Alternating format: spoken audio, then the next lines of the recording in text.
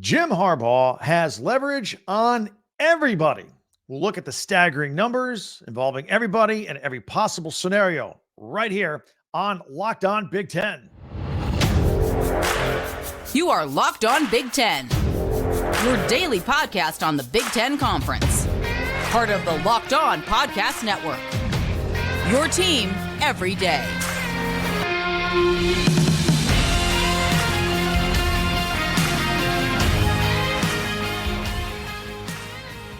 Welcome to Locked On Big Ten. I'm Craig Sheeman. Thank you for making us your first listen each and every day. We're free and available wherever you get your podcasts and on YouTube. And it's part of the Locked On Podcast Network, your team every day. It's also brought to you today by FanDuel. Make every moment more. Right now, new customers get $150 in bonus bets guaranteed when you place a $5 bet. Visit FanDuel.com/LockedOn to get started. Harbaugh has leverage on everybody, the world. He owns the way. It's great to be Jim Harbaugh. Plus, we have the latest news, and that involves the Big Ten reiterating its policy of storming the court after big wins, after what happened to Caitlin Clark. Plus, we'll take a look at our Big Ten power rankings that we look at in men's basketball at the middle in each of every week. We'll see where your team fits in that. Be sure to subscribe and follow Locked On Big Ten for free wherever you get your podcast. That way you'll get the latest episode of this podcast as soon as it becomes available each and every day. Michigan football coach Jim Harbaugh. We can still call him Michigan football coach right now, as of today. Maybe not for long.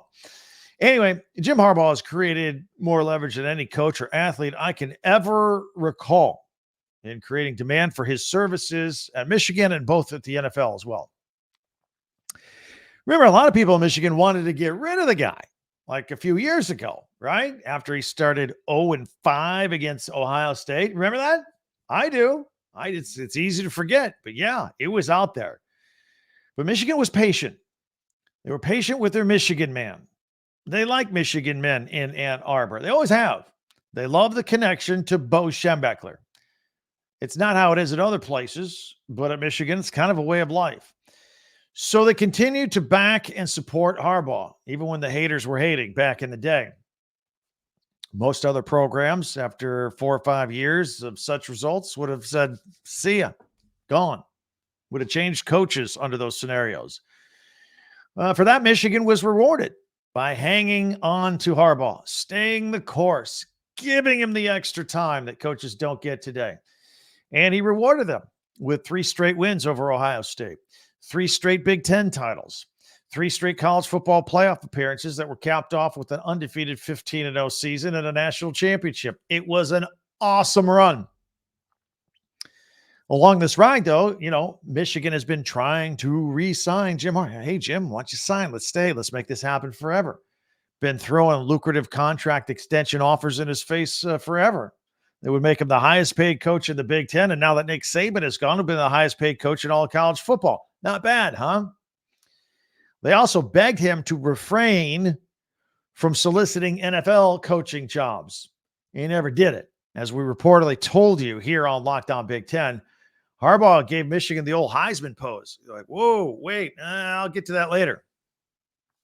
And he ran out the clock, much like a Blake Corum run in the fourth quarter, trying to seal the game, running out the clock. That's what he did. I told you he would do that. That's what he did.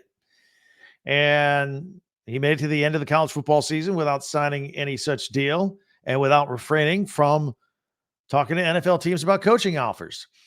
Now we're right in the middle of NFL coach hiring season, and Harbaugh is ground zero. A lot of people want him. High in demand. It's a good place to be in life if you are Jim Harbaugh. No question.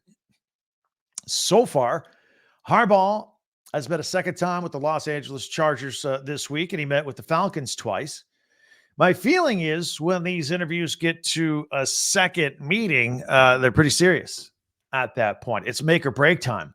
Usually it's because the first meeting went well, and now both sides are envisioning working together under some kind of financial arrangement. In other words, it's negotiating time. A job offer is coming. Oh, and by the way, if you didn't hear this, Mrs. Harbaugh coming with him on this second trip to Los Angeles. So what does that tell you? You know how this works. Many of us have felt that if the Chargers offered Harbaugh the job, he would take it right away. Not so sure about the Falcons job if it were offered. That looks like it might be Bill Belichick's job. Arthur Blank wants to hire him, but the front office does not. Harbaugh always has the option to return to Michigan for big money and security, although I don't know if that security includes job immunity should the NCAA come down on him with infractions, but he has asked for it nonetheless because in his position, a man like that can ask for anything. He can ask for the world, and there are people that will give it to him. Question is, will it be the Chargers or will it be Michigan? Word is that the Chargers, though, are offering Harbaugh in the neighborhood of $18 million a year for 5 years. Quick math, it comes out to about $90 million. Now, there were reports that the Michigan deal, when merged with his existing remaining 3 years on his current contract, would be north of $11 million a year for 10 years. Could be in the $110 to $125 million, $110 to $125 million range.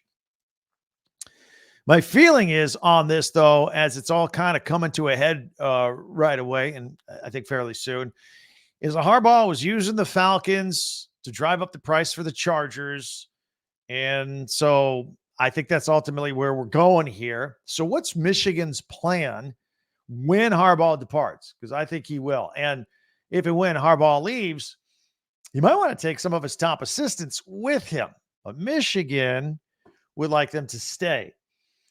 It's kind of late to get your entire staff to just pick up and go. I mean, spring ball is just a few weeks away. That would be devastating to Michigan. It's believed by a lot of us that offensive coordinator Sharon Moore would get the head coaching job at Michigan. All right. He beat Penn State. He beat Ohio State. All this while Harbaugh was on suspension. And the players love Moore.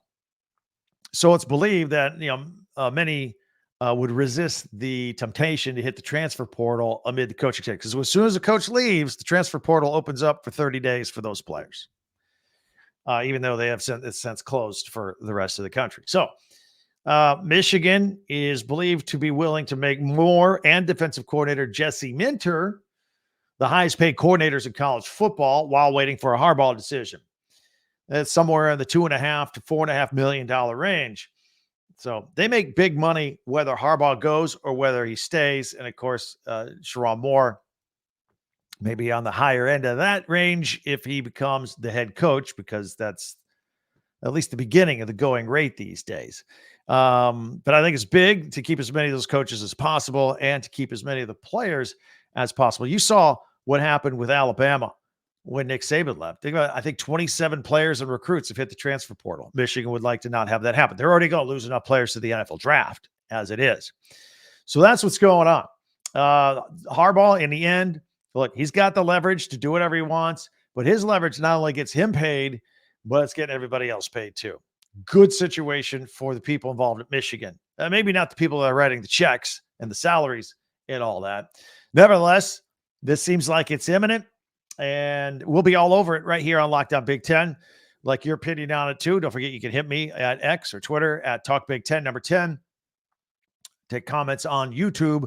Don't forget our website, TalkBig10 number 10.com as well. Great place to get some Big Ten merch, tickets, comments. All of our old podcasts are there. Everyone we've ever done, we archive it right there so you can get to it. TalkBig10.com. And it's also organized by teams. If you're a Wisconsin fan or a Penn State fan, you can go right to Penn State. There's all the podcasts we've ever done focusing on Penn State, for example. So it's right there. Check it out. TalkBig10.com. That's number 10. All right. In the meantime, let us know what you think. The Big Ten reacts to what happened to Caitlin Clark this weekend at Ohio State. They reiterated their policy about storming the field or storming the court. We talked about this yesterday. Now we tell you what the Big Ten is saying about it. Plus some tweaks to a couple of Big Ten football schedules. It's never too early to talk about that. That is all coming up in 1 minute right here on Lockdown Big Ten.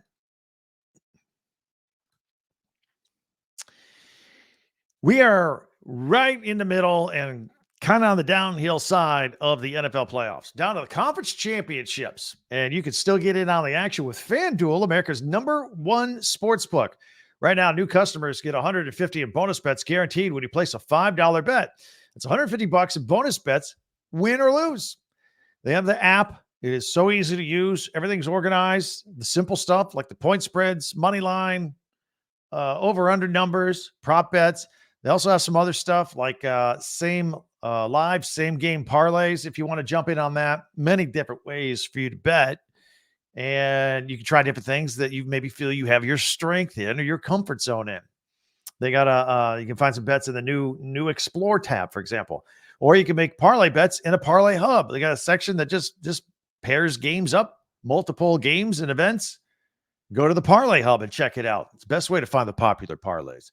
They got that and more. So visit FanDuel.com/locked on.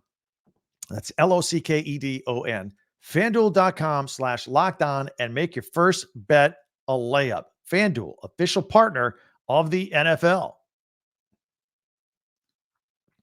I want to thank everybody out there for finding us and making Locked On Big Ten your first listen every day. Those of you that are everydayers, thank you. If you're once in a while, join us some more often. We'd love having you. Meanwhile, be sure to subscribe and help us out there on YouTube. You can also share, follow, and like wherever you get Locked On Big Ten, whether you listen to audio only or the video. And we're right here every day. Locked On Big Ten, your team every day. So on yesterday's podcast, we talked at length about the women's game this past weekend between Iowa and Ohio State. Because after the Buckeyes' thrilling win in overtime, fans stormed the court. You've seen it. It happens all the time. Well, one fan knocked right into Iowa star Caitlin Clark. Knocked her down, knocked the wind out of her. She's lucky there wasn't a bigger injury. She actually needed assistance to get off of the floor and into the locker room. Now, some schools, let's be honest, look the other way during these court storming events. They're big events. They happen. Or maybe storming the field on a football game. Some don't allow it. Some are pretty strict. Some have some pretty high-end security circling the sports venues so fans can't get on there. They make announcements on the PA, don't storm the field, yada, yada, yada. I told you, look, from a fan standpoint, I like it. It looks cool when thousands of people rush onto the field to celebrate. But you can't have accidents like this. That's gonna make people stop this and clamp down on it. I mentioned how the SEC, they find a school 6 figures for such incidents. Well, following Sunday's incident, the Big Ten has issued a statement on the matter, pretty much just reiterating its policy. It said the safety and security of student athletes, coaches, and staff is of utmost importance. The Big Ten requires hosts to provide adequate security for visiting teams from their arrival to the game through their departure. If adequate security is not provided, there is a process that begins with a public reprimand. That's for the first offense, a public reprimand for the second offense, and the discretion to implement a fine plus additional penalties for a third offense. Basically, don't do it. All right. And there are some that say Ohio State didn't have enough security people around the court. Look, it wasn't a typical game, right? It was Iowa. They're like the Beatles in women's basketball. They sell out wherever they go. There were 19,000 people there that day. So anyway, that's the statement for the Big Ten. The next team that does it's probably going to get hammered publicly pretty good. And who knows if some fines come. But anyway, that's it. Meanwhile, let's look at football season. What? It's January. I know. It's never too early to look at football season, right? Especially when we talk about scheduling, because 2 teams in the Big Ten have made some tweaks to their schedule. So we thought we'd let you know what they are. First of all, Illinois. They're scheduled to host the Panthers of Eastern Illinois on Saturday, September 21st. Then the game was moved to week 0, August 24th. But neither school, you notice, made an official announcement regarding that change date because now it's changed again. The game's been moved up again. Now it's week 1. That's August 31st. Okay. It's at Memorial Stadium in Champaign. The remainder of the Fighting Illini schedule remains unchanged. Kansas Jayhawks are coming to town this year for the second leg of a home-and-home between these two. Central Michigan, the Chippewas coming in the following week. That'll wrap up the non-conference portion of the Fighting Illini schedule. They open Big Ten play with back-to-back road games after that. That's kind of tough.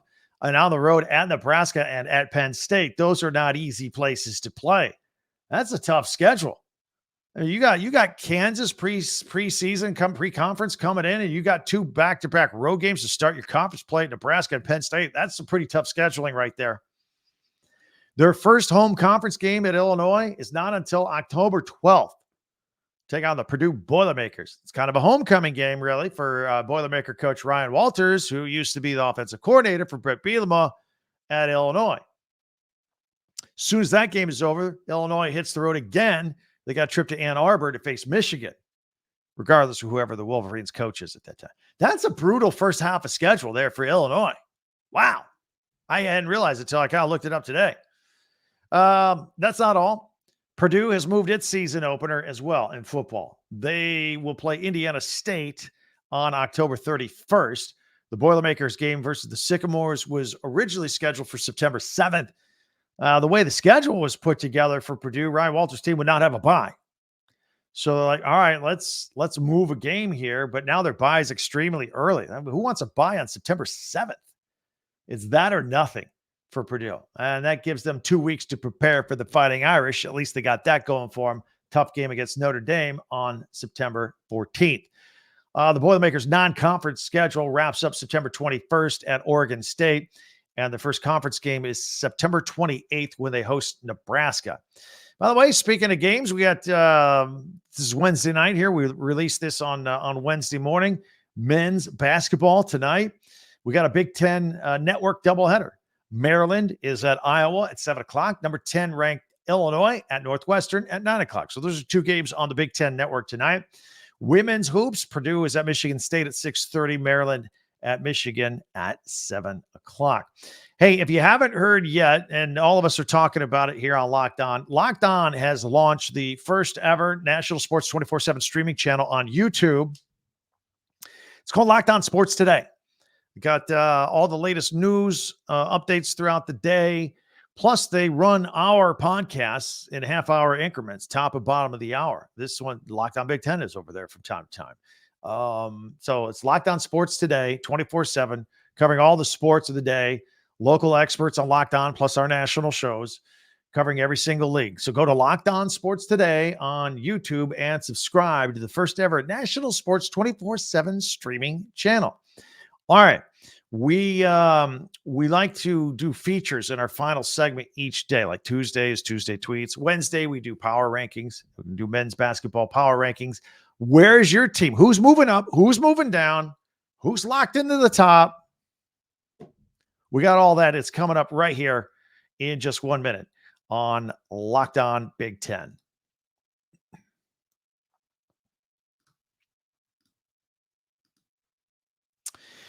All right, so let's do this. I'm going to put this on screen, and we're going to take a look at it. Big Ten basketball power rankings for the men, and I'll have my reasoning as well. So it's here it is, full screen. If you're listening on audio, I will describe it in detail. Here's 1 through 10. I'll tell you why I picked whoever I picked. First of all, Purdue staying at number 1. Zach Edey is just flat out unstoppable. It is incredible inside. He's like almost guaranteed now 30 points a game, 18 to 20 rebounds. He's just absolutely incredible. And then, they're out rebounding their opponents by double. And then like in the Iowa game, they rained like 9 3-pointers. How do you stop that? You can't stop it inside. You can't stop it outside. By the way, peek behind the curtain because we're taping this show right now. It's halftime. Purdue 49-25 over Michigan. That's at Purdue. Fully expect Purdue to get another dub and more problems for Michigan because if they lose again here tonight, and you're watching this on Wednesday, if they had lost last night, they beat Ohio State. That's their only win in January, right? It's tough. That's why they're further down on the list. Wisconsin, very experienced team. They lead the Big Ten in 3-pointers, 2-pointers, and free throws. How about that? So they're at number 2. And then Illinois, Terrence Shannon back in the lineup after the legal charges at 16 points in their game on Sunday. And Illinois been bouncing around the top 14, top 10, somewhere back and forth throughout the year. So right now, Purdue, Wisconsin, and Illinois are our top 3 in our Locked On Big Ten power rankings. And Honestly, right now, it looks like it's a three-man race and then everybody else, a three-team race and everybody else. Purdue, Wisconsin, and Illinois seem to be separating themselves from the rest of the Big Ten, and then it's just jumbled behind them in the standings. So I tell you, I've got Nebraska at number 4. Nebraska is a great home team. Had some tough times on the road, but I keep the last couple of weeks, I've been touting Nebraska. I think this is a fun basketball team to watch. I think they have a lot of weapons. They have good shooting at home anyway. And I think Nebraska will crack the top 25 at some point. And they only have one loss at home, but it's a good basketball team. Northwestern, can't figure them out. Got them at number 5. They're pretty tough at home, but they're last in the Big Ten in offensive rebounding. They're last in defense. And if you're last in defense, I don't care if it's football or basketball, you're going to have problems in the Big Ten. So maybe Northwestern may be starting to slide. Like they do have some weapons. They're fun to watch. Boo Booey and company. But I got them at number 5 right now. I got Michigan State at number 6. They were off to a slow start. I kind of feel like they're showing signs of waking up. Look, Tom Izzo smells the month of March. It's coming. He's kind of waking his team up right now. Michigan State is 6. At 7, I've got the Iowa Hawkeyes. They also got off to a slow start. They are starting to heat up a little bit. And they can score. Even when they were losing games, they could score. This team can put up points. Indiana at number 8, yet another team I cannot figure out. Khalil Ware has been injured. CJ Gunn got tossed from the previous game.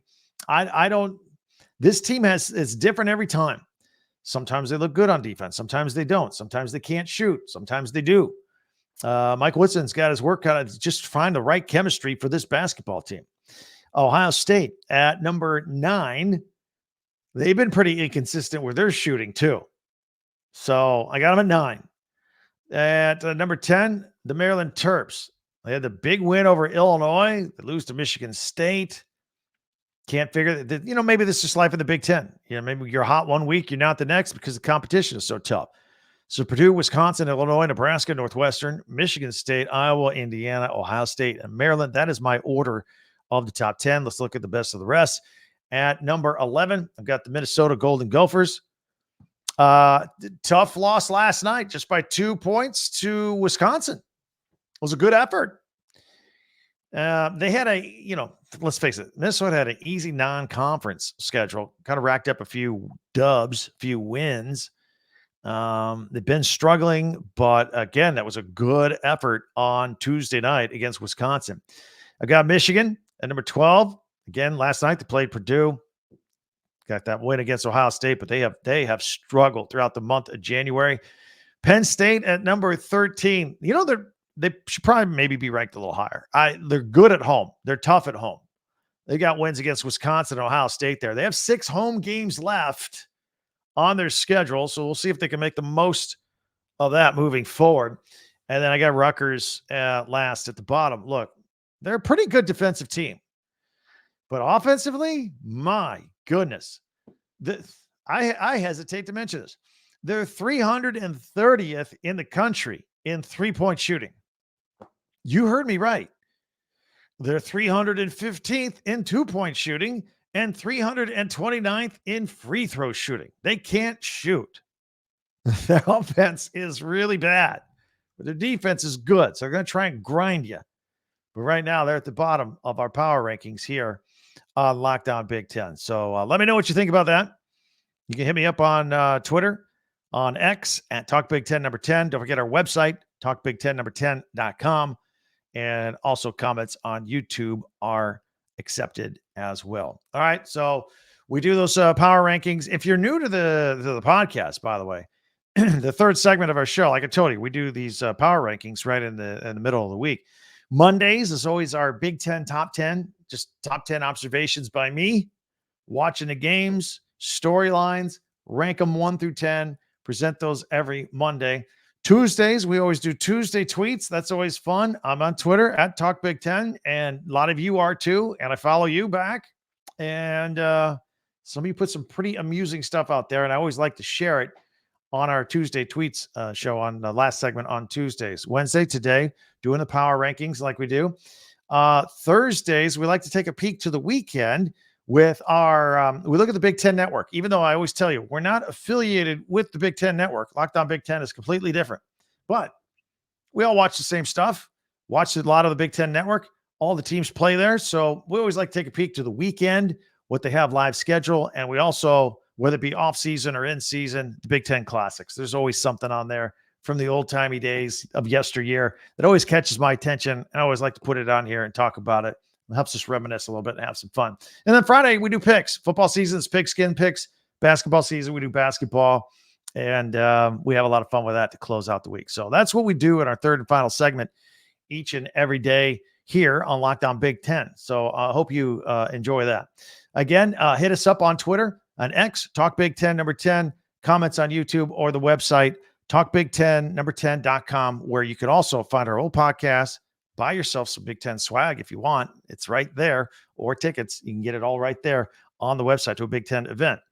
Also, another reminder, please subscribe if you haven't already. We love new subscribers.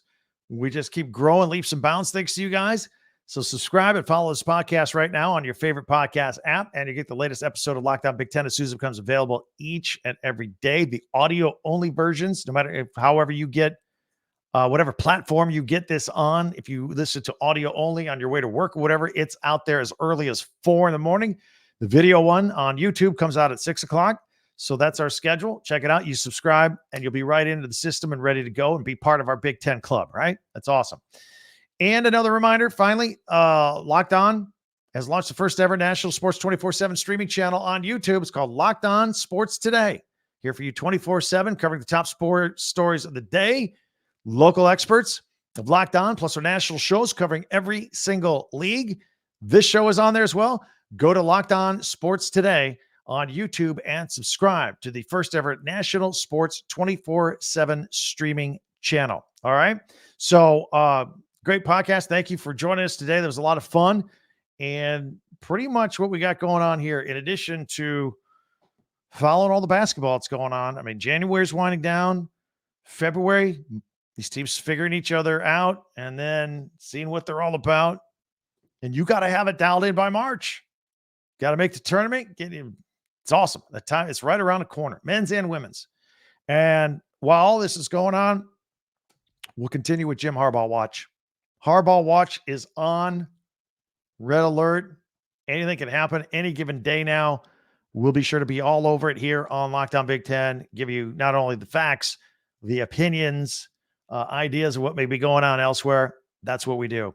And I'm glad you enjoy it. Thank you for checking us out. And I can't wait to talk to you next time. I'm Craig Sheeman for Locked On Big Ten.